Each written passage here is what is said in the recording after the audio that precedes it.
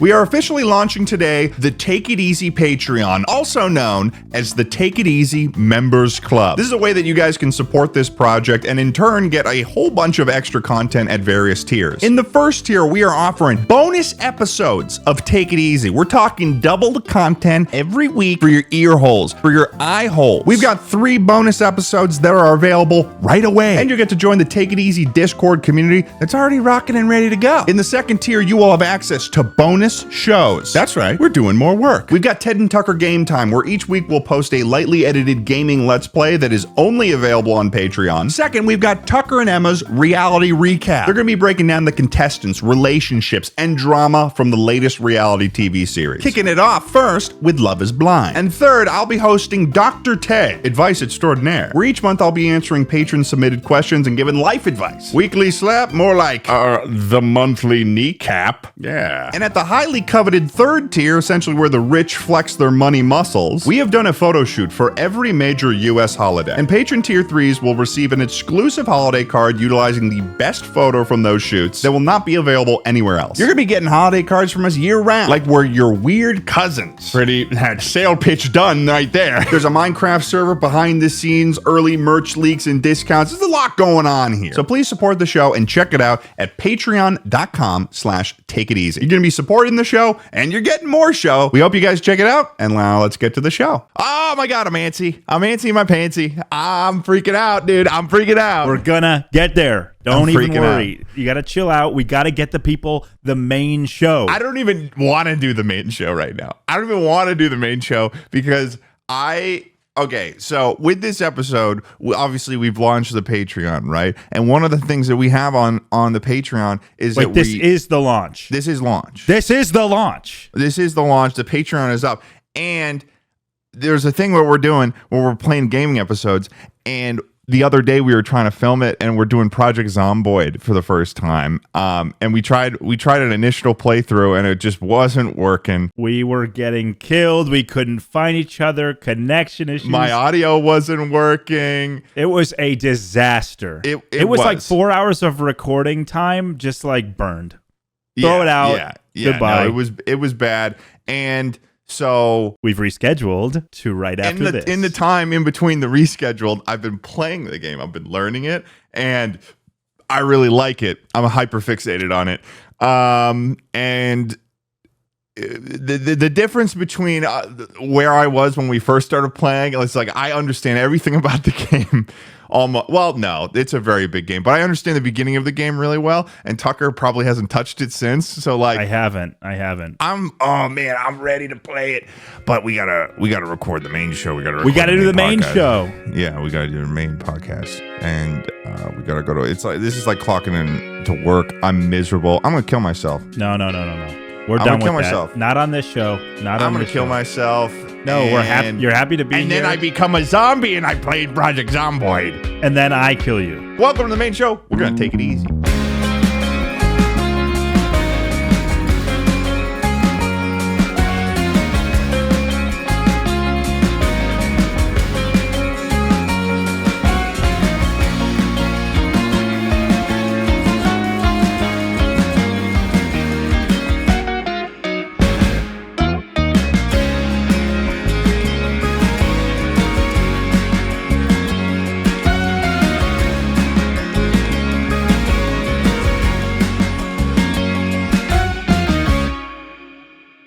Yeah, but actually, we do need to film the main episode, though. Yeah, we do. So this is the main episode. Welcome, everybody, to the main Take It Easy show, which will be followed by the Patreon bonus episode, which will be followed by back-to-back Project Zomboid. You don't have a cold open, do you? You've never.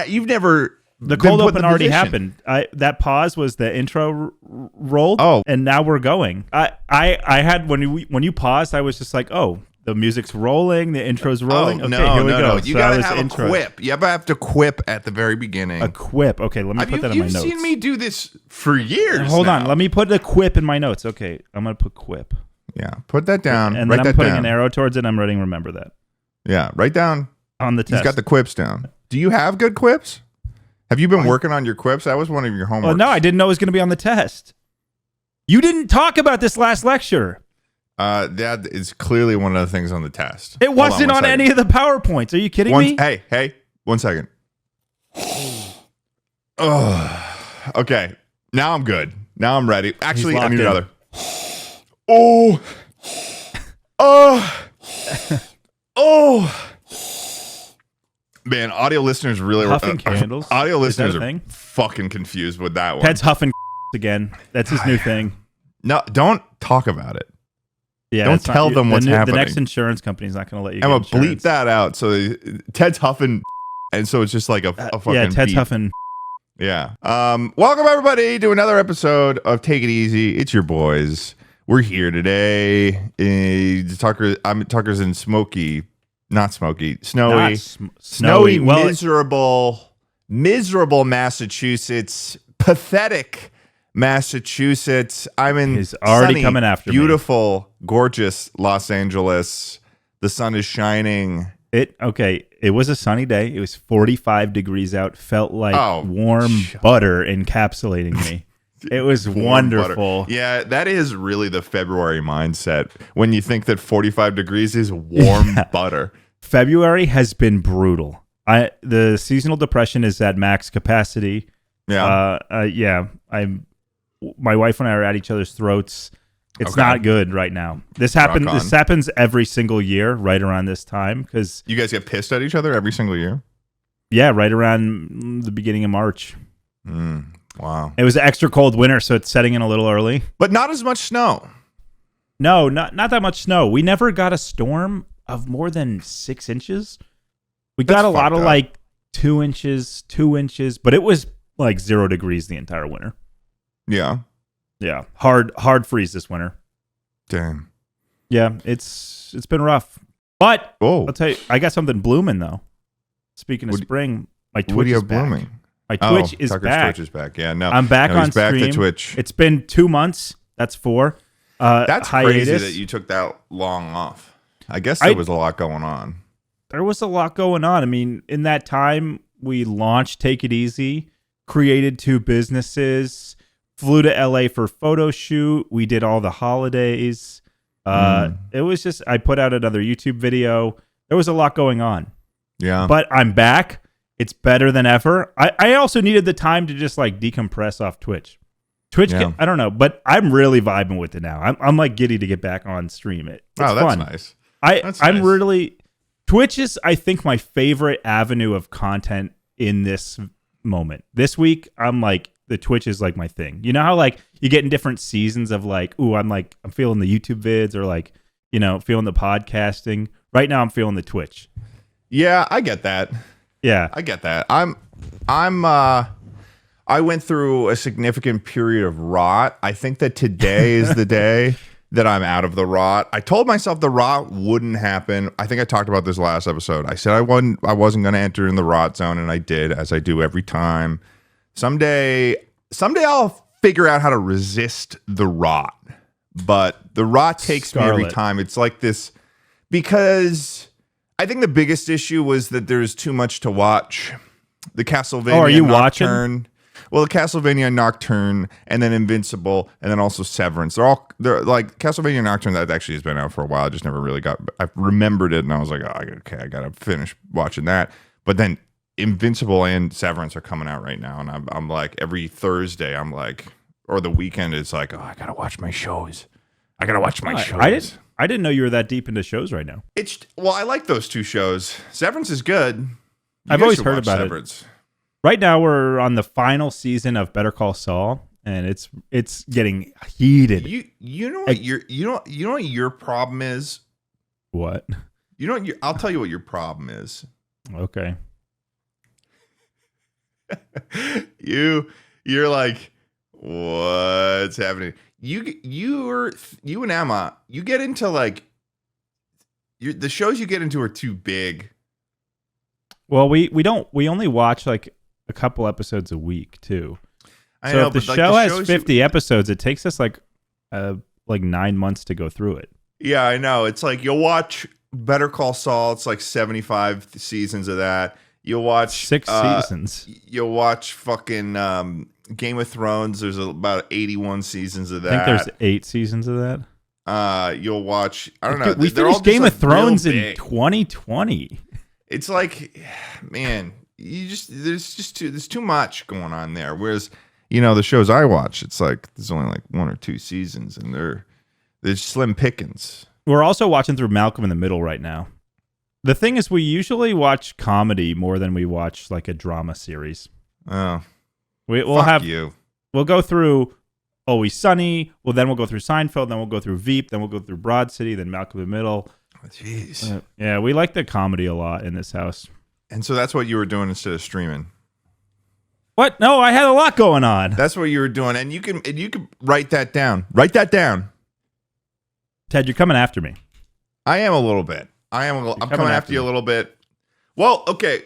To be fair, this is a defense mechanism here because we came into this episode, and I think this is the first episode that we're coming in, and we're just like, nothing's happened to us in the last week. Well, we're filming sooner since the last Monday. episode, but it's Monday. Nothing's happened to us in the last week. We've just been at home. You want to know why we're filming on Monday? It's because I'm going to the spot. Our New York City spot this week, and we can't name it because then it'll get inundated with chucklers. Because our fans, the Take It Easy fans are cool, but the chucklers, the chucklers there's a volatile. Well, it's funny actually. We should mention this right now. We got a shout out from. Well, actually, you need to update on the thing. The Schlatt. You got to update on the Schlatt Wordle, dude. Things saga. Things with Mr. Schlatt. Did I just lisp that? You did. Let me try it again. But you're okay. I'm gonna cut that out. No, things with Mr. Schlatt have never been better. Okay, we are wordling so fucking hard. Well, is this because you bent the knee? No. I tried it out again. I preempted. I sent him. I've done it a few times now where I've sent it first. He's authentically replying every time. Oh, okay. No, that's nice. No, I think he's catching feelings. Well, that's interesting. Okay. We had a little thing. He wordled me while I was on stream. So then I showed my stream his wordle, and then we had a little thing going. Oh, and was he in your stream at the time? No, I bet he showed up and lurked for a second, but he's not ready to send a live chat. He shouted us out on the weekly slap. We got a shout out on the weekly slap. I texted him. The link to I messaged him too. The link to Take It Easy is the only thing in the description there. Yeah, no, it was a power move. Well, that title, dude, you saw that title? Oh, well, I saw it on YouTube. Just I was playing War Thunder, as I do. Oh, I knew he was going with that. Why I left? I was like, whoa, what a title! Well, because the promo on Chocolate Sandwich for Take It Easy, that was going to be the title of that weekly slap, but then he gifted that to us. Remember? Right? Yeah, we had like a bargaining of titles. Yeah, but honestly, it was more like I was basically saying, I was like, what do I title this? And he was like, goodbye Chuckle Sandwich. I was going to use that for the weekly slap, but you can have that. And I was like, whoa, hey, thank you. Wow, so he's really premeditated on the weekly slap. Well, he said it's coming weekly now. He says it's coming weekly, so I'm pretty excited. Well, and this was like a couple months ago, this was a month ago, really, that this happened. So that means that he's probably got a lineup. I think he's ramping up a week. Yeah, I think he's ramping up. And so are we. We've got our Patreon now, as we've mentioned at the beginning of the episode. Oh yeah, easy takers. We've got Love Is Blind. It's already on there, ready to rock. Watch, catch up. I'll tell you one thing that's happening in our community right now that's a little bit. People are tearing each other limb from limb because they're trying to figure out what their name is. There's a bit of an identity crisis going on the Take It Easy subreddit right now where people are like, guys, we're getting out of control. We need to figure out what we are. Like people are having, like, they're ripping their hair out. They don't know what they are.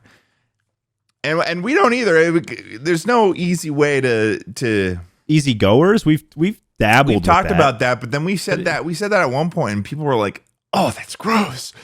Yeah. So if you don't want it, you can't have it. Takers of what they can getters, which is a lot. We're giving a lot. We are giving a lot. This is a high quality max output show. Yeah. What if I grow my hair out? Oh, okay. A lot of visuals came through my head right here. Yeah, just think about it for a second. So I have really straight hair. I'm at the point or I would get it cut because I always get it like Marine Corps style. When it's at this length, it starts getting really poofy, right? Especially right around here. I'll tell you what I think based on what I'm looking My at right mom, here with your hair. I asked my mom. I said, "What should I grow out?" She had a visceral reaction to that. Your mom has. Here's the thing, though. Your mom has dubious opinions. Dubious? Yeah, they're dubious sometimes. Yeah, no, yeah. I feel like, Mom, I'm gonna roast you right now because I know you're listening. I think you've become a pickier eater, or maybe like I just grew up and I realized you are a picky eater. She's gonna be stewing. Probably for a lot of your life, she was in control of the food. Time. Yeah. And as a little kid, I was a picky eater. But really? Oh yeah. I wasn't really a picky eater. Chicken fingers, white rice, pasta. It had to have been like a shade of brown, you know? Or yeah, it couldn't have been. There's no green going on. Basic hamburgers, not even cheeseburgers, just hamburgers. I'll tell you well done steak. When I was a kid, there are certain types of food that I think at a base level are good foods, but I have like trauma with them now because we ate them so often. Okay. Like there are foods that people objectively like, I think, that I don't really like anymore because like I almost like hear my mom saying them in my head and I'm like, okay. You know? Hit me with one. Like, give me a meal that you come home from school, your mom's making that, you're just like pork tenderloin and rice pilaf. Oh, rice pilaf was the worst. Yeah, oh my gosh! My mom would be like, "We got pork tenderloin and rice pilaf," and I'd be like, "No!"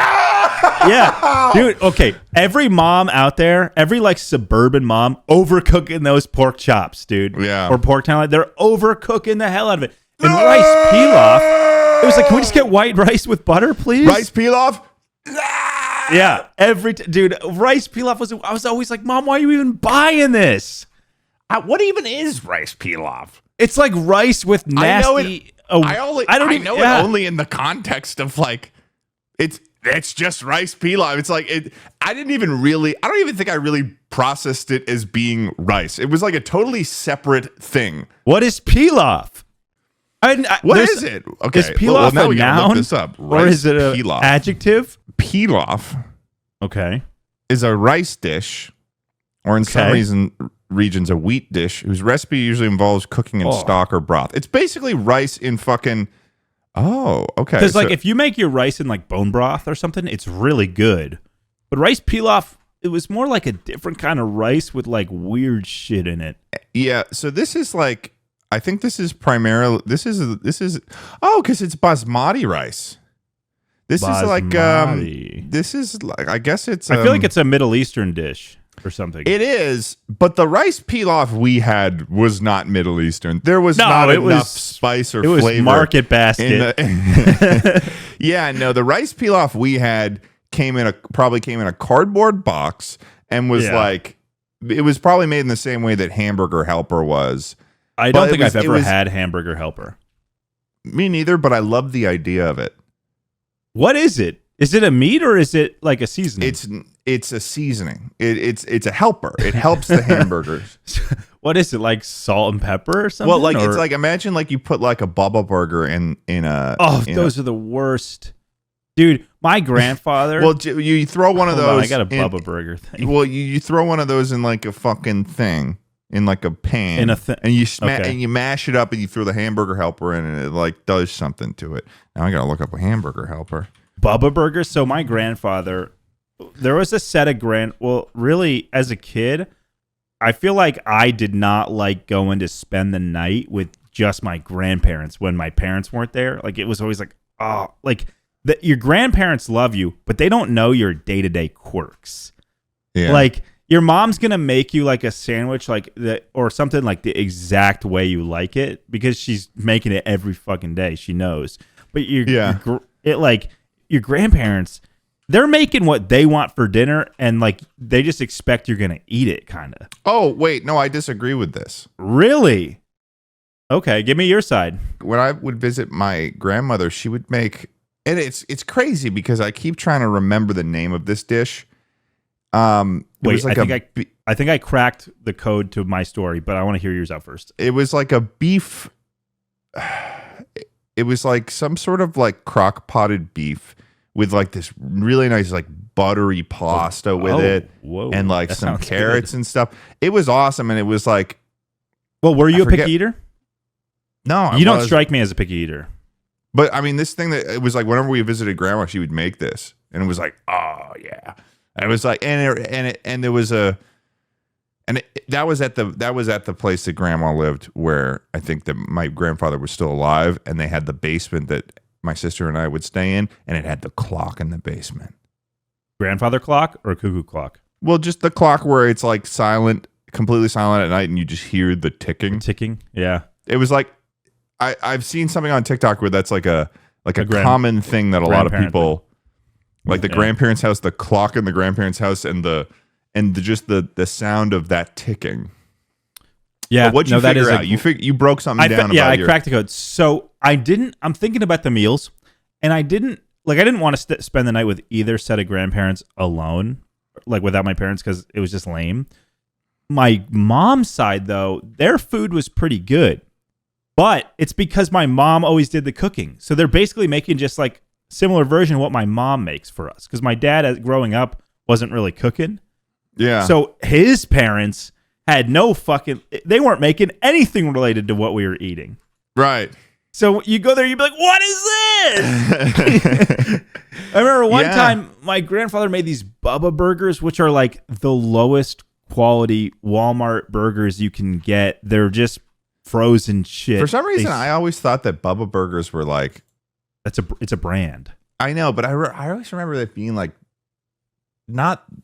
There was never. I never had a negative connotation with it. Really? Well, maybe it's because they don't know how to cook or their food just sucks or something. But there was one time it was me and my sisters, and actually maybe it was me. My parents must have been having like a date weekend or something, because we got stuck with the grandparents for like the weekend, and they were fun, but mealtime was always like, I can't do it.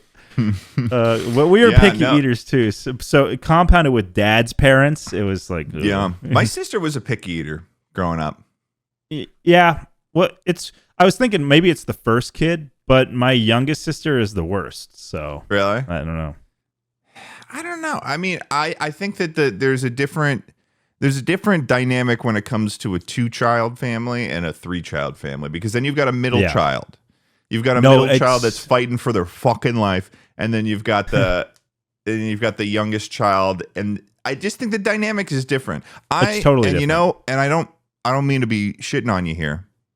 Coming after me again. Well, this isn't me coming after directly you, but I do think that the 2-child family is better than the 3-child family. I think there's too much politics in the 3-child family. I obviously disagree. Okay. I'm a 3-child. Emma's a 3-child. That's because you were the king. Yeah. Only boy and the oldest. It does not get more on the Iron Throne than that right there. But if you think about it this way, like, sure, maybe that 3-child family, I feel like that would have been better if you were, that would have worked out better for you if it was like 1880. 1880. Well, yeah, I would have inherited a lot of land. They were giving any of it to my sisters. Yeah, I mean, pretty bold to assume that there would even be land to inherit. Now or then? In 1880, like all of a sudden. Well, we weren't even in America back then, but if we were, we would have been Irish, and we would have been roughing it. Yeah, no, but like you would have been like this older brother. I would have been I'm going off to college because you're the only one that's going to get that. educated. Yeah. And then maybe you'll go off to, if you're born in 1880. Well, let's say like 1895. So you're going to World War I. That's when you were born. You were born in honestly, if you were just born, we were born 100 years earlier. If we were born in 1998 minus 100, aka 1898, we would have both been in World War I. Yeah, there's a lot of years in American history where if you were born, you would have been in a war. More than not, I think. Sit in it with me. Oh, okay. World War I. Here we go. Yeah, sit and think about that. I think the U.S.'s involvement in World War I was a better was a better option than like Germany or England. They were really in the dirt, in the mud. Well, yeah. You know? I mean, yeah. That was a tough year. 1898 or World War One? World War really. One. It was multiple years, I suppose. 1917, tough year. Yeah. That's a cool year though, 1917. Like that's just that looks good on paper. Times New Roman, that looks good. Yeah, 2017 doesn't look as good. Looks a hell of a lot better than 2020. That's an ugly year. Do you know what's a good looking year? 1998. And for those of you in the future, is future, that what you were thinking? No. Oh. I was just leading this. And those of you in the future who are watching this and they're processing this, you know, from that year, 2145. Yeah. That's a good looking year. Yeah, 2145. What do you think's going to be going on in 2145? Dude, I don't think we can have I think by any clue. 2145 we're going to have used a nuke at least another time. I think once it kind of leaves. So my theory with nuclear bombs is that if we hadn't used one during World War II, somebody would have between then and now. Because like humans love killing machines and they got to test them out. So somebody would have been like, we got to drop one somewhere, like on a real target. Like, and it's lucky we got it in when they were small because the Japan nukes were pretty small compared to what they've developed since. They didn't Japan didn't have a nuke when we. No, I mean the ones we dropped on Japan were like early. Yeah, those were like baby nukes. Yeah, they were like 100. Those were no Tsar Bomba.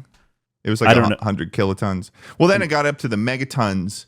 Yeah, it was like the kilotons was like, you know, that was I think the one that we dropped on Hiroshima was 10 kilotons. That sounds right. I'll give you that for sure. And the ones that they were like, whatever the Tsar Bomba, I think that one was like 500 megatons. Have you seen, speaking of megatons, have you heard the news of this asteroid impact they're predicting? I was off.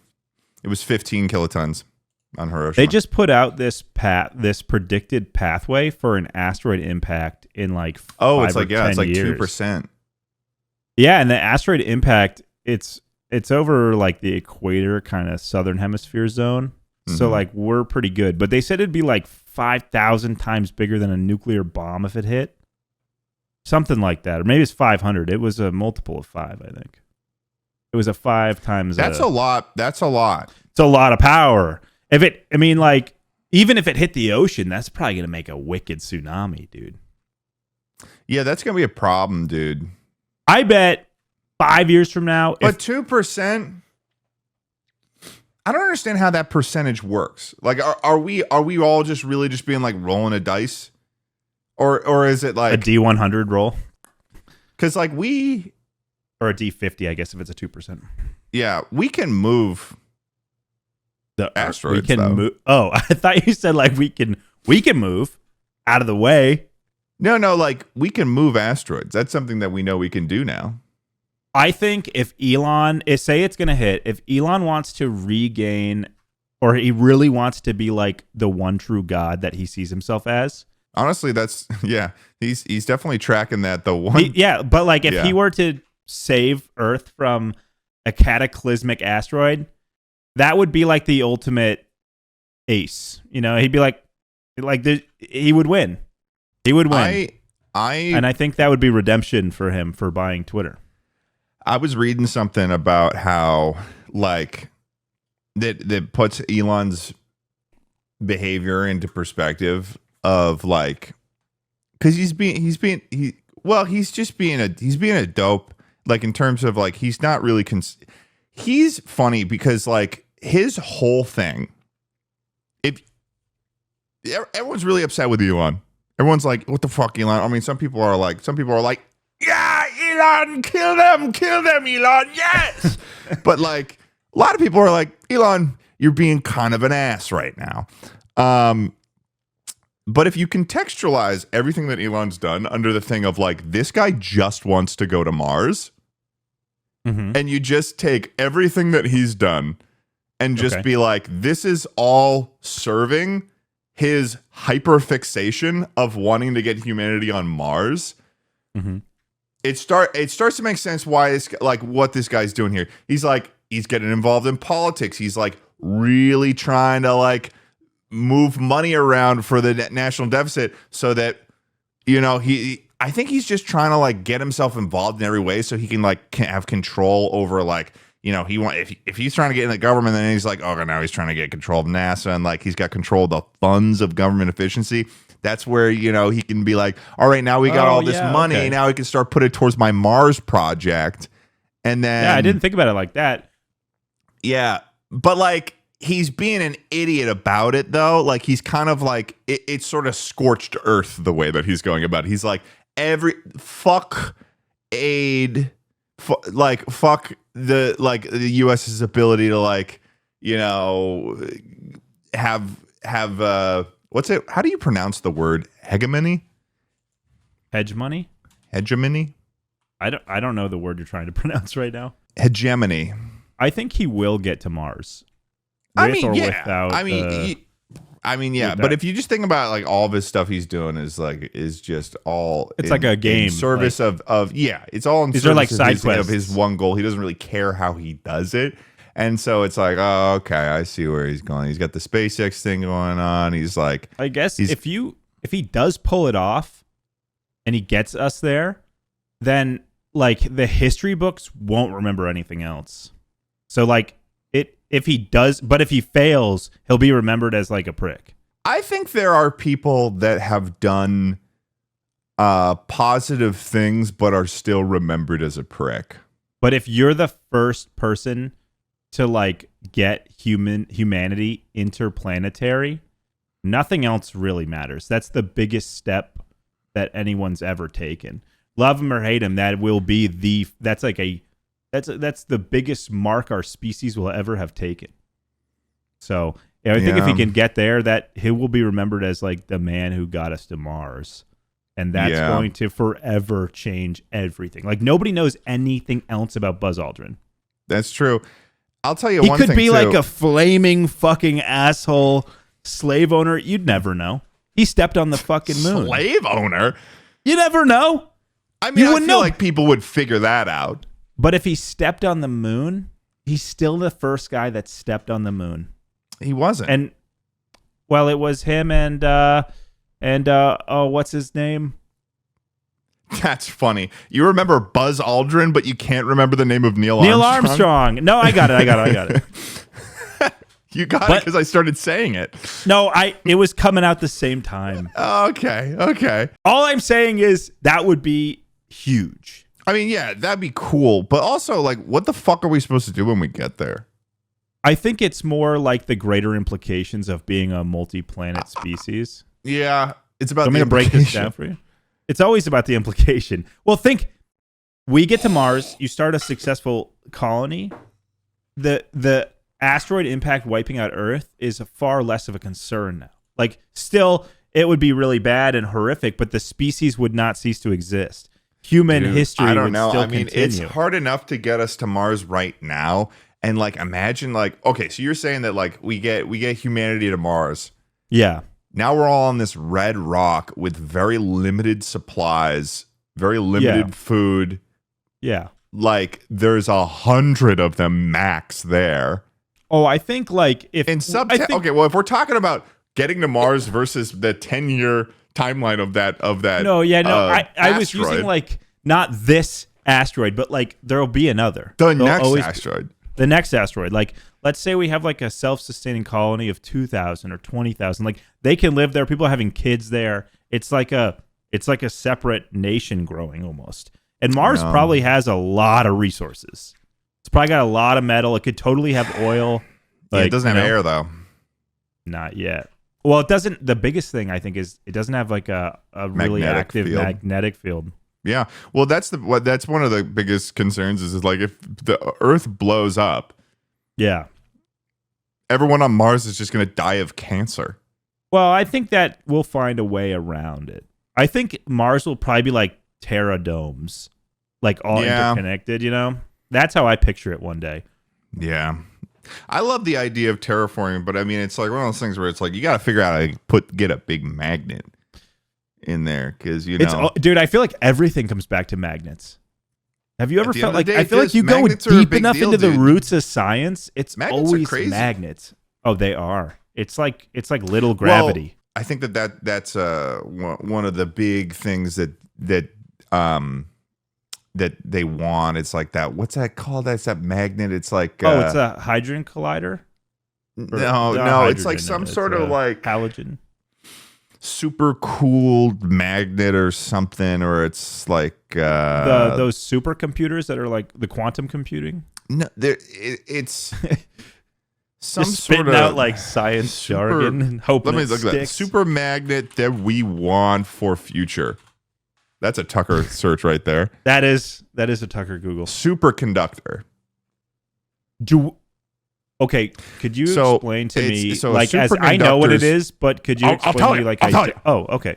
You listen up now, one little one. Superconductors could pave the way for highly efficient electrical grids, minimizing energy wastage and reducing the environmental impact associated with power generation. All right, yeah. Furthermore, superconductors offer the potential for creating ultra-fast, energy-efficient transportation systems. So, like, really, really fast, very efficient trains. So how do we get the superconductor? We have some of them, don't we? We've made superconductors, but the problem with superconductors is what we want a room temperature superconductor. So they can achieve like you can do superconductors, but there's more energy has to go in than you're getting out of it because you have to keep it really, really fucking cold for it to be in a superconducting state. That is the problem with everything. Yeah. Is like even like for solar panels and wind turbines and all that shit, it is so rare that you actually gain energy. Because I just learned about it so much in school. That's always like, I think a lot of kids that are into environmental stuff are pretty disillusioned with like wind turbines. I think people that aren't into environmental stuff are really into them, but people who actually have like learned are like, these things are kind of these are just for show. I think that it's really just the stuff that I'm into is nuclear power. I feel like that's probably a good idea. That's the future. Well, nuclear power, hydroelectric is pretty good. Well, that's getting kind of controversial right now. Really? Yeah, all the dams, hydroelectric dams, are all coming down, especially out west, like Oregon. Fine. Nuclear and solar then. Solar is I think the best. It's getting more efficient every year too. Every year, and I think that's the best individual thing. Like if you want energy independence, I think that's a great option. For true like humanity scale like free energy, you still have to manufacture all these solar panels and you have to install them and stuff. Like it would take a really long time for them to recoup all of the energy cost it took to make them. Like when you're thinking about a solar panel, you have to think about like all the energy that went into mining it and like. Do you know what's one thing I got really excited about that I was bummed that nothing ever really came of it? Google Fiber. I mean, for me, yeah, but I don't want you to fucking I told you don't talk about it with me. Yeah, I don't want to hear about it. I don't want to hear about it. Okay. We'll save it for Patreon. No, don't even save it for the Patreon. I'm be triggered. Yeah. Okay. What did you want? The thing that now I lost the other thing because you got me stressed out. There was like a Kickstarter thing for like these solar roads. Oh wait, is it the one that would cover the road or the one where the road's made out of solar? Yeah, the road's made out of solar. Yeah, I could see that being really helpful in like Nevada, like kind of like Los Angeles, like 29 Palms, like that kind of Arizona. Yeah. There's not really maintenance that needs to happen to the roads at the same level that it does like in the Northeast, you know? Yeah, but I think that's just you never really heard of it. It would make the road really expensive to make. And also, you're not gaining energy. The whole thing with solar panels is that they get dusty. Yeah, you got to dust and then them. We're driving on it? Yeah, no, I don't think it could work. But like the whole pitch behind it was like, there's so much road. Yeah, no, There's so much road. What if we made the road create energy? And I was like, okay. Yeah, you know? I saw this thing from some Chinese company is testing this in China where like they're making like above ground roads, like tunnels essentially out of solar stuff. But, and like that's cool and all, but I feel like it would take a really long time to recoup the energy on that. But also that would really suck to drive on. Like you're just in a tunnel the entire time. Yeah. Like part of the fun of driving is like seeing the country. Seeing the air. Yeah. Seeing I mean, around. you know more than anybody. You're the road trip guy. I am. But you're the road. You were on my first road trip. I know, but I'm giving you that. OG. I'm giving you like that's a core part of take it. Ted Nivison, and that's something I think you should be proud of. Is like, Thank you. I'll take it. You thought I'll I was. take it. You No, thought I was digging here's at something. you, but Dude, here's the thing. I feel like I you're wasn't stressed. I just feel like I wasn't done talking about rice pilaf though. Actually, you're right. I wasn't done talking about foods like that. I've thought about it a couple times over the course of this conversation we were having about environmental shit, and I was like, this is cool and all, but this feels like math. I want to complain about rice pilaf. No, let's absolutely go back to the food because we're talking the dish. It's like, oh, I got another dish. Pork tenderloin. I think part of it, I've said it. I love my mom. I think it's but like I just have an association in my head of the way she would say those two words. I can you hear see like if this was a show, like a cartoon, you'd see like a close of her lips saying pork tenderloin in slow motion. Pork tenderloin. I'd be like, "What's for dinner?" She'd be like, "Pork tenderloin and rice pilaf," and I'd be like, "Ah!" And as a kid, there's nothing you can do about it. No, there's not. It's like, yeah, there's nothing. What was another one for me that I hated hearing? My mom would say she's making stir fry, and that. Mom, maybe you just sucked at making stir fry. Well, yeah, stir fry doesn't sound too bad at all. No, but I don't know. Something about my mom making stir fry really just rubbed me the wrong way at 11 years old. Yeah, it was like, I just had a fucking math test and I come home to fucking stir fry for dinner. That's funny. What was the best thing? What was the best thing that your mom could say was for dinner? My favorite thing. Meatloaf? And was the meatloaf. When it was meatloaf, that was your favorite? And so when I come home for the holidays or I come home and my mom always makes the meatloaf. She very often makes it. I've never had your mom's meatloaf. I would love to have that. And I think I have the recipe. I can make it for you sometime. I know how to make it good. I think it'd just be fun to have with your mom though, like with your family, like a Nivison family dinner. Yeah. It's that the meatloaf, and then on my sister's side, like her thing is Wait, what? What? Like on my side, it's the meatloaf. On my sister's side, like I'm just saying what my sister's favorite things are. Oh, I thought you said like your sister's side of the family. I was like, bro, it's the same family. I just said my sister's side though. I didn't. No, that was on me. It's not necessarily something that, and it might honestly, I don't even think it's a childhood one. My sister's favorite dessert, like. She liked to have bread and butter for dessert. Oh, dude, I could have bread and butter all day long. I had bread and butter the other day. I accidentally fell asleep on my couch on Saturday night, and I woke up at 4 a.m. and I was like, I gotta get myself up to bed. And I had a baguette, and I have some butter in my little dish sitting out because I like my soft butter. And I tore off a piece of the baguette, butter. And then I just opened it up and I just put some butter in it. And I just started eating it. And I was like, oh, this is perfect. It really is. I eat that. Bread and butter. It's good. It's good. And you know what's funny is like bread and butter has been around forever. Like that's an old school food. Yeah, that's like that's an 1800s. That's an 1898 delight right there. They had that way back too, though. Like you could probably get that in 1200. So anytime I'm like, man, if I got sent back into the Middle Ages, like, that would really suck. But at least I could probably get some good bread and butter. You know? Yeah. And that could get you through the day. Yeah. Yeah. I mean, I feel like it wouldn't be what we know now, though. It wouldn't be bread and butter. You don't think? It'd be 'Cause, like, hardtack butter, and you can lard, just- dude. It wouldn't. It'd be hard our tack bread and lard. our bread and butter is hardtack and lard for them back But in like the day. sourdough is really easy to make. It doesn't take many. It's like 2 ingredients. Yeah, but I And think butter is just churned milk.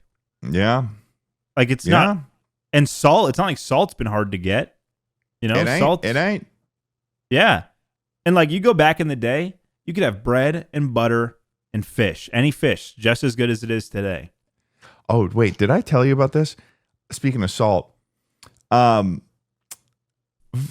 so I had on my birthday several weeks back, I did like a thing at a bar where I invited a bunch of people, and I invited this YouTuber Garrett Watts, and he brought me brought me a gift. He didn't need to do this. He brought me a gift though, and he had to give me like he had to give me an explanation of what it was. Okay, but I don't know if he realized how much of a reference it was. Kinda. He brought me this fucking it's like a Himalayan salt block that you hang over the top of your shower so that when the shower runs it like gets the salt the air. Yeah, or something like that, some sort of wholesome thing. But to me, salt lick. I was just like, I just got a salt lick. I just got a salt lick for my birthday, and did so you lick it? It's hanging over my shower. So sometimes when I'm in the shower and I'm washing it, I'll give it a little lick. Yeah, yeah. Well, I've licked my salt lamp. Like it's almost out now. It's like it's almost out. How often are you licking this? It's under the water. The water's running through it. It's like the salt. Oh, the water's supposed to run through it. Well, it drips on it and it gets hot in there. It's just like the condensation gets on it. But wait. Before we run away from this, so my sister's favorite thing now, I would say, is the Costco chicken pot pies. That's a sister food. Explain that one to me. What's a sister food mean to you? Well, I was thinking... You can't say that and it's... I'm okay, you know what? I'm questioning it. You have to explain that. Well, it didn't make any sense, but I can tell you how I got there. So I was like, oh, that's something Emma would eat. And Emma is a sister. She's also your wife. She's not my sister. She's also your wife. My sisters would never eat chicken pot pie. So you thought of a sister factor, but related it to your wife? My wife kind of acts like my sister, Tucker says. She is an older sister. That's one of her defining character traits. She's not mine, but she is one of them. Emma's watching this right now. She's editing the pod. She's got to listen to... She's laughing. Oh, okay. She laughs at all my jokes when she edits the podcast. Tucker views you like a sister. And that's why he loves you so much, because he loves you like a sister. She is an oldest sister. That's nice. I say it a third time. She's not my sister. I know. But... it seems like something I'll say this, it's an older sister meal. We don't shop at Costco, though. I've never been into a Costco. I think I went once. I think I like the idea of it, but there's a barrier to entry, literally. Subscription. Which I just can't. And I'd have to like travel pretty far, I think, to go to the closest Costco in LA. Paying a subscription service to enter a retail store to buy stuff seems like a stretch for me. Mm-hmm. If we're talking about snow beef, sure. Well, you wait. I don't. That understand. restaurant that we get the snow beef at, they have to pay money in. Boa. Yeah, they have to pay money in to be able to purchase the snow beef.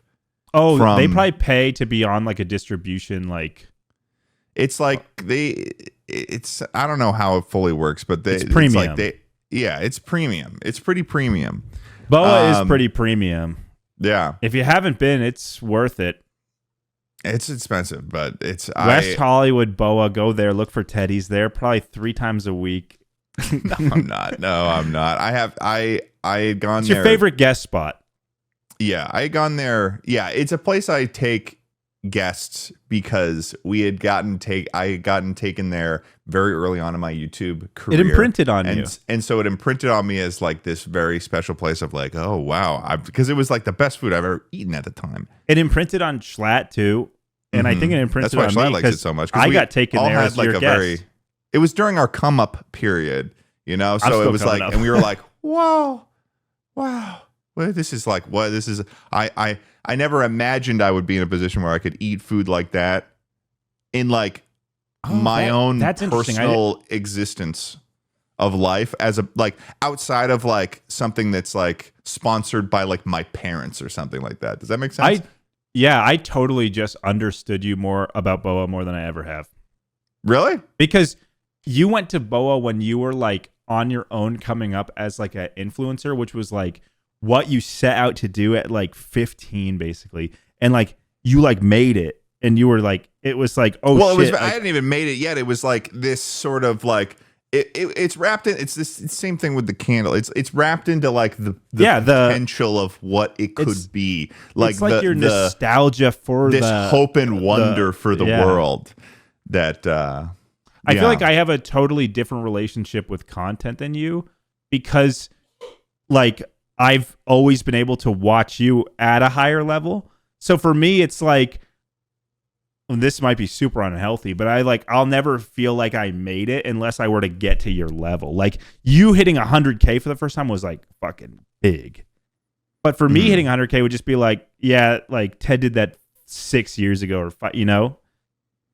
Like I'm looking so much higher than you were when you were at my level. Mm-hmm. So like those milestones just aren't going to seem the same because the crowd I associate with like you and Schlatt for years. Like it's really thrown off my perspective because there's people who Here's what I'll say to that. Give me some motivation. Well, because I think what you're misunderstanding is that there's a little bit of a misconception when people are like, oh, this person only succeeded on this platform or whatever because they like know this person, and like while it's like helpful or something like that, like it's still there's still a grand equalizer of merit that like if you get to 100K subscribers, you got to 100K subscribers. Yeah, you know? No, that's like true. There's very little I can personally do to like make people subscribe to you. Like you're gonna do that on your own by what you have on your channel. So like I think that you getting to, and also you're like you don't have as much. Like you kind of have had a steeper hill to go up too. That's true. It does feel steeper. But like, I think it's part of it too is like, you know, we've known each other for a long time and we're like the same age and it's easy to be like, oh, I should be on the same, like I got to catch up. Not like I just got to keep moving forward, but I also have to catch up. Yeah. So, but if you think about it, like think about it this way, it was like, there was a period where we were on like totally different pathways. Like, yeah, no, it's funny. There were times when you were in the Marines where I had thought to myself, I was like, man, but what if I did that? Like I had romanticized it at times too, where I was like, what?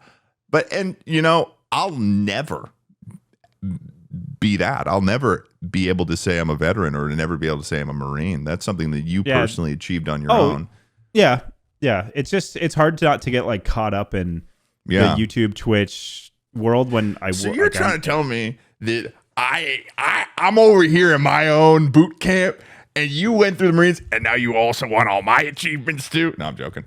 But no, you're doing good. You're on the pathway, and I don't think you shouldn't be too hard on yourself about that because you know I was at this, and this wasn't even something you were considering for so long. You know, like no, I hadn't considered it at all. I get it though. It's probably like a crazy like comparison thing to make of like in between. Yeah, like this would be like if you were on a podcast with somebody who had like 12 million subs. or more, like We're 20. doing the math there, yeah. Like 24 million subs. Yeah. You know, it would be like, and even like obviously we have the underlying everything, but in the content space, it can be like, I like it's just weird to like process. Yeah, I get that. I'm giving you an insight to your the inner soul, workings, to the soul, the inner workings of your soul. But rice pilaf though. It sucks. It sucks. And I'm sure that there's like an original rice pilaf out there, like the one that made people start putting that shit in boxes. That's awesome. And I'm sure that there's some original, like, are you eating a digestive? It's a hobnob. Emma, give me that back. A hobnob? It looks like a British snack. It is. That's why it's called a fucking hobnob. Yeah, wait, and read it. Does it say that it's a digestive anywhere? It's McVitie's Hobnobs, the Odie one. Yeah, I know, but read somewhere is there anything in there that says it's a digestive? I see biscuit.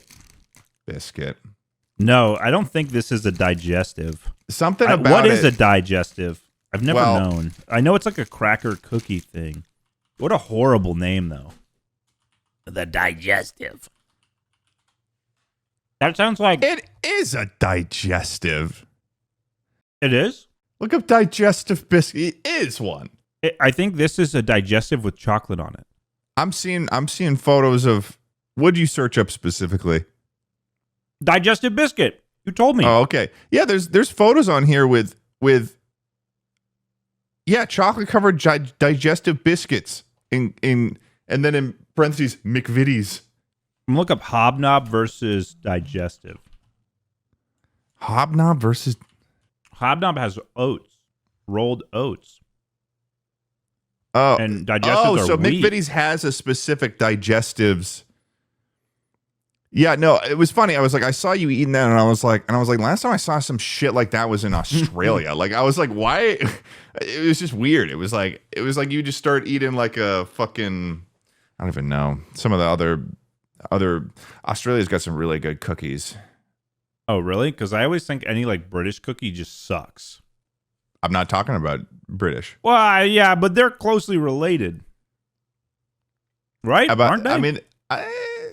I mean, they're about as I feel like they're about as related as Canada is to the UK. And they're pretty related, right? I always thought they were like, well, I guess they're not. I guess Canadians are probably more American than they are British. Yeah. So what are Australians closer to? Americans?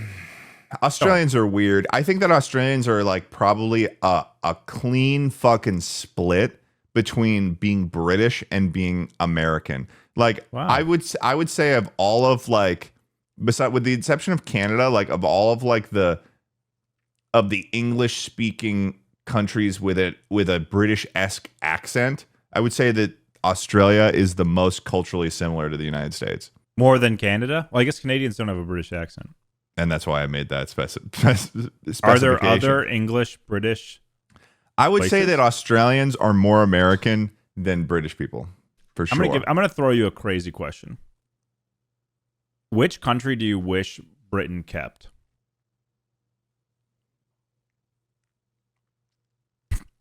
Now, you don't have to answer that. You can tell me in the Patreon portion. It's an insane question. Can I just say that? It wouldn't a psychotic really be question. A politically correct answer. There's no right answer. Which country do you think the UK should still be colonizing? Is the question that you just asked me. I mean, yeah, let's give them India back. Yeah, that'd be kind of a fun twist. No, it wouldn't. That's a joke. Oh, I'm joking, dude. That'd be kind of fun. It'd just be a twist, like all of a sudden Britain's like, yeah, we're taking it back. Like that come out of left field. The UK can't they can't take India back. They're outnumbered 100-1. Well, also India has like nukes. But would they'd use them. They'd use But them. what if Britain was there? They were knocking on the door. They'd have to drop it on themselves unless they could get it over there. Who would we back? You think? Who would we back in a Britain versus India war? I bet our economy right is now way, way, way more dependent on India. So weirdly enough, based on who the current president is, we'd probably back India. Oh, you think? Yeah, because I think that Trump has like a pretty good relationship with India. Oh, I didn't know he was chill like that. Well, yeah, like he did that whole thing where he visited India and stuff. When was this? Like his last term, he straight up went to India and stuff.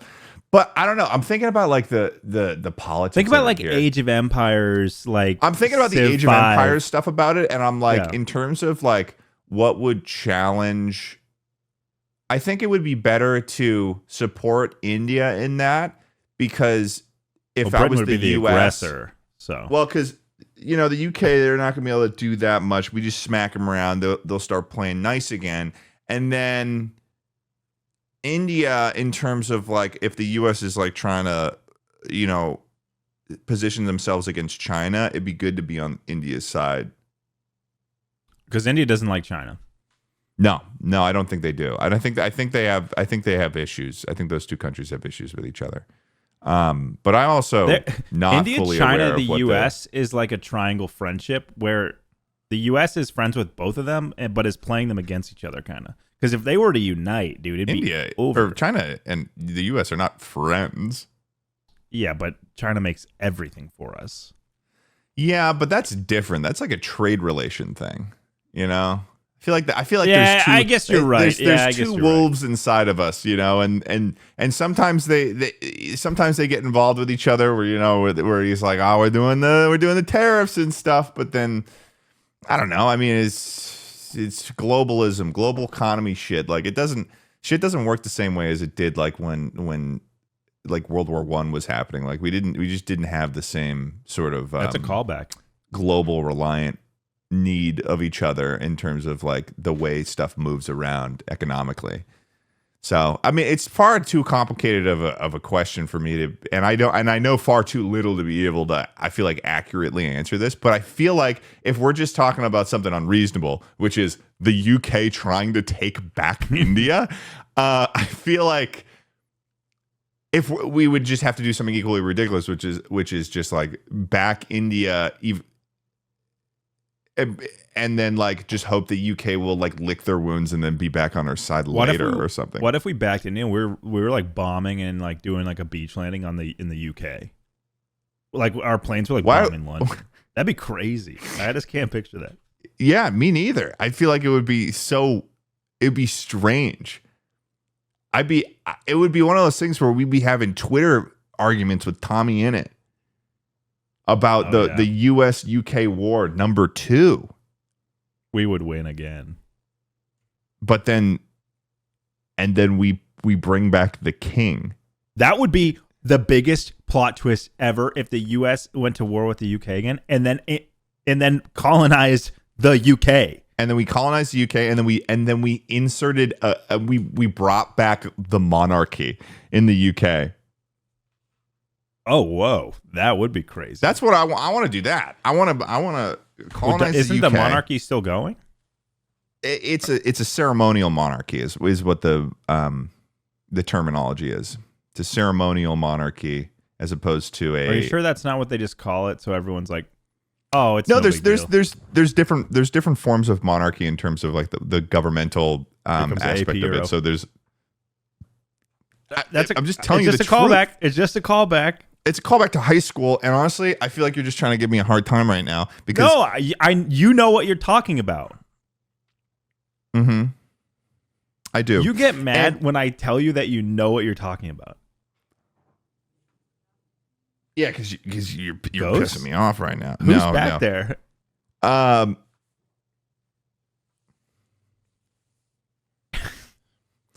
be doing that.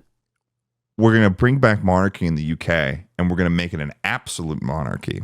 What are the types of monarchy are there? So there's ceremonial monarchy, types of monarchy. There's absolute monarchy, which is, did you know that there's actually 7 absolute monarchies in the world, by the way? List them. Brunei, Eswatini, Islamic Emirate of Afghanistan, Oman, Saudi Arabia, Vatican City, and the United Arab Emirates. Although Saudi Arabia works like that? The Afghanistan one, I wonder when did this come out? This is in 2022, so the Islamic Emirate of Afghanistan might not be a thing anymore. Is that? I don't know how solid Afghanistan's government has been for a while. Yeah, no, Saudi Arabia, Vatican City is an absolute monarchy. Do you know that? Yeah, and the UAE. They're kind of just like a country for show, like as a formality.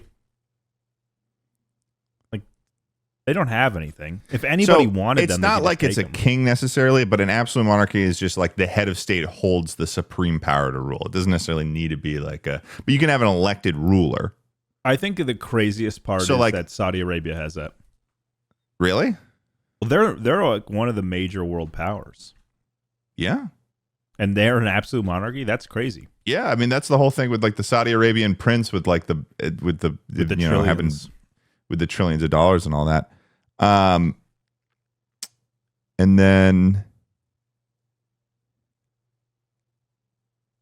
there's limited monarchies, which is constitutional monarchies. So let's see. Yeah, so constitutional monarchy is like officially the heads of state, but their administrative and political power is limited within the frame of the Constitution. So, like the UK would be an example of this, but okay. I guess it's constitutional monarchy. But it, honestly, I feel like ceremonial is a better.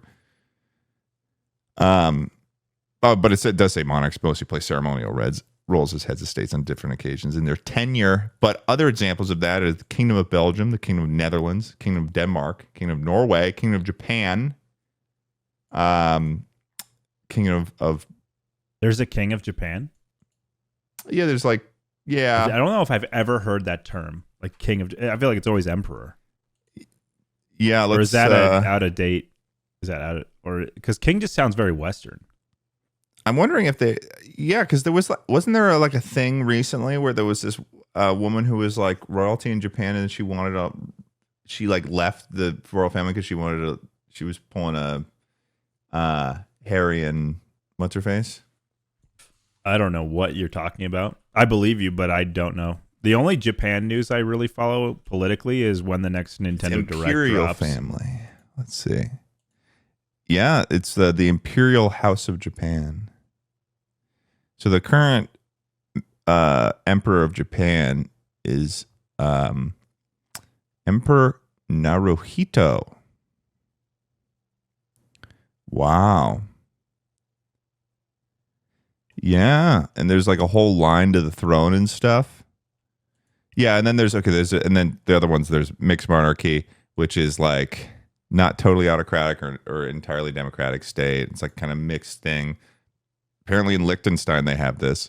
And then federal monarchy, which is different states or territories have the right to apply localized rules or regulations for the state independently. But yeah, that one's a weird one.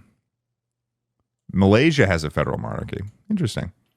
So that's that shit, guys. There you know. Now you know. You got sucked into that one. I did get sucked into that one because I was interested in it. But hey, thanks for listening to this episode. Take it easy. If you want to hear more of us talking, you can listen to the Patreon episode, which we're going to start filming right now. Right now. Patreon, take it easy. Members Club. There's already... How many episodes do we already have? Because there's already 2 Patreon bonus episodes on there. Yeah, we got one for the Kenya episode, and we got one for the last episode. As you're watching it, there'll be 3, including this one.